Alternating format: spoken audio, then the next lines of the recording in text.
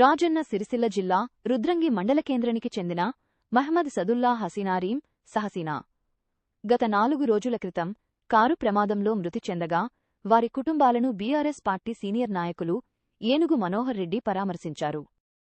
ఒకే ప్రమాదంలో 4 మృతి చెందడం చాలా బాధాకరమని అన్నారు. వారి కుటుంబ సభ్యులకు ప్రగాఢ సానుభూతి తెలిపారు. వారి ఆత్మకు శాంతి కలగాలని, ఆ కుటుంబానికి మనోధైర్యం కల్పించాలని ప్రార్థించారు. సెస్ డైరెక్టర్ ఆకుల గంగారం కంటే రెడ్డిగంగం మహేష్ దయ్యాల, కమలాకర్ దయ్యాల, నారాయణ ఉప్పులుటి గణేష్, సింగారపు గంగారెడ్డికదాస్, లక్ష్మణ్ తర్రే, గంగారెడ్డి కోడిగంటి, శ్యామ్ గంటే, ప్రశాంత్ర గుట్ల నరేష్ ఉన్నారు.